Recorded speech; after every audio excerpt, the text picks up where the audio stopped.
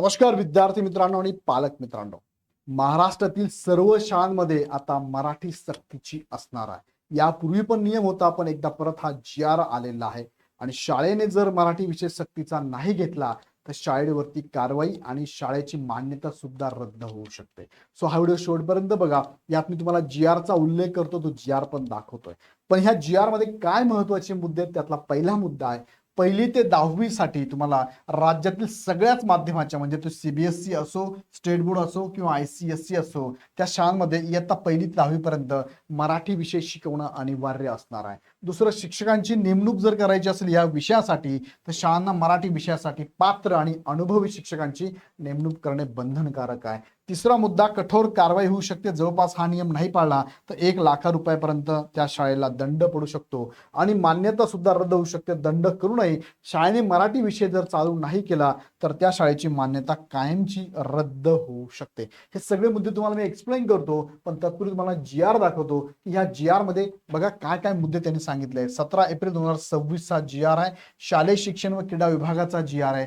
राज्यातील सर्व शाळांमध्ये इयत्ता 1ली ते 10वी पर्यंत अध्यापन व अध्ययनामध्ये मराठी भाषा हा विषय सक्तीचा असतानाही सदर तरतुदीचे उल्लंघन करणाऱ्या शाळांना शास्ती करणे, शाळांची मान्यता काढून घेण्यासाठी कार्यपद्धती निश्चित करण्याबाबतला हा जी.आर. आहे.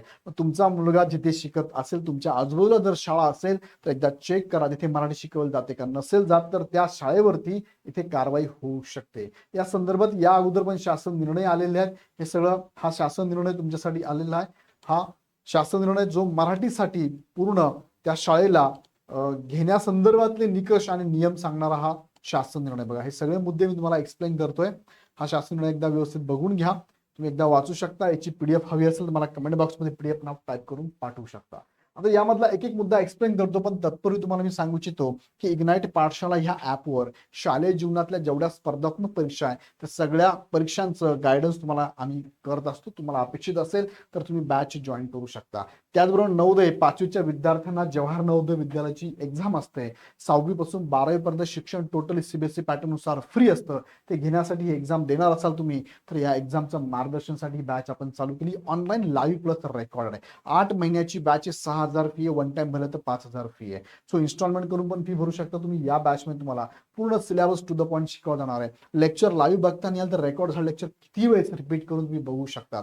सो ही बॅच जॉईन करण्यासाठी खाली डिस्क्रिप्शन मध्ये लिंक दिली, लिंकवर क्लिक करून बॅच जॉईन करू शकता किंवा खालच्या नंबरला कॉल करून विशेष माहिती घेऊ शकता. आता महत्वाच्या मुद्द्याकडे तुम्हाला मी घेऊन जातो. हा जो नवीन जी.आर. आहे 17 एप्रिल 2026 ला का घ्यावा लागला हा जी.आर. पार्श्वभूमी बघा. इंग्लिश मीडियम स्कूल आपल्याकडे आहेत. 2020च्या कायद्यानुसार मराठी सक्तीची करण्यात आली होती, पण अनेक खाजगी आणि इंग्रजी माध्यमांच्या शाळा हा नियम पाळत नव्हत्या आणि मराठी भाषा शिकवत नव्हत्या. बऱ्याचशा शाळांमध्ये असं घडतंय. असं का घडतंय तर त्या ठिकाणी पालक सजगतेने इथे अपोज करत नाही, बोलत नाहीये. मग असं चालत राहिलं तर भविष्यामध्ये महाराष्ट्रात मराठी निघून जाणार आहे आणि मराठी टिकवायची असेल तर तुम्हाला इथे ह्या जी.आर.चा अर्थ लक्षात घेऊन प्रत्येक शाळेमध्ये तुम्हाला सुद्धा विचार करावा लागणार आहे की त्या ठिकाणी मराठी आहे की नसेल तर लगेच कंप्लेंट पण तुम्ही करू शकणार आहात.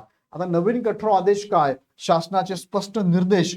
सर्व व्यवस्थापनांच्या आणि माध्यमांच्या शाळांमध्ये मराठी शिकवणे आता टाळता येणार नाही, शिकवावंच लागेल. केवळ विषय असणे पुरेसे नाही तर पात्र आणि अनुभवी मराठी शिक्षकांची रीतसर नियुक्ती करणे सुद्धा आवश्यक असणार आहे. दुसरा मुद्दा यामधला, नियम मोडल्यास कारवाई काय होऊ शकते. तर पहिली गोष्ट म्हणजे बघा, तपासणी आणि नोटीस. शाळा सुरू झाल्यानंतर 2 महिन्यात अधिकारी तपासणी करतील. मराठी शिकवली जात नसल्यास शाळेला नोटीस देतील आणि 15 दिवसात खुलासा द्यावा लागेल आणि 1,00,000 रुपयापर्यंतचा दंड सुद्धा यांना आकारला जाऊ शकतो. हा दंड शिक्षक उपसंचालकांकडून शाळेला दिला जाऊ शकतो आणि शाळेची मान्यता रद्द होऊ शकते. एवढं सगळं झाल्यानंतरही दंड भरूनही जर शाळेने मराठी विषय चालू नाही केला योग्य शिक्षकासह तर या शाळेची मान्यता सुद्धा रद्द होऊ शकते.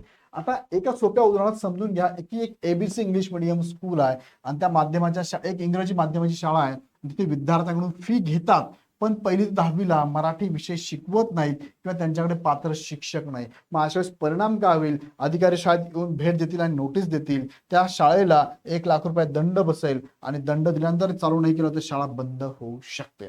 सो याचा अर्थ की मराठी आता कंपल्सरी शिकवावीच लागणार आहे. विद्यार्थी आणि शिक्षकांसाठी हा निर्णय का महत्वाचा आहे? विद्यार्थ्यांसाठी काय फायदा आहे? कोणत्याही बोर्डाची माध्यम असू, CBSE, ICSE शाळा असली तरी विद्यार्थ्यांना आपली मातृभाषा राज्यभाषा योग्य पद्धतीने शिकायला मिळेल आणि लहानपणापासूनच भाषेचा पाया पक्का होईल. शिक्षकांसाठी सुवर्ण संधी अशी आहे की राज्यातील सर्व इंग्रजी व इतर माध्यमांच्या शाळांमध्ये मराठी शिक्षकांच्या नवीन जागा निर्माण होतील आणि DED BED झाल्या पात्र मराठी शिक्षकांसाठी रोजगारांच्या उत्तम संधी सुद्धा उपलब्ध होतील. सो हा निर्णय खूप चांगला आहे. महाराष्ट्रामध्ये मराठी टिकवण्यासंदर्भातला हा महत्वाचा GR शासन निर्णय. या दृष्टीने भविष्यामध्ये ह्या सगळ्या स्कूलमध्ये मराठी नक्की शिकवलं जाईल याची काळजी घेतलेलं असं मला आशा आहे. तुम्हाला काय वाटतं मला कमेंटमध्ये कळवा. तुमच्या आजूबाजूला अशा काही स्कूल आहेत का की ज्या ठिकाणी सर मराठी शिकवलं जात नाही, तर कमेंटमध्ये त्या स्कूलचं नाव आणि जिल्ह्याचं नाव पण टाकायला विसरू नका. हा व्हिडिओ आवडला तर लाईक करा, तुमच्या मित्रांना ग्रुपमध्ये नक्की शेअर करा आणि असेच नवनवीन अपडेट बघण्यासाठी हा चॅनल सबस्क्राईब करून बेल आयकॉन क्लिक करा.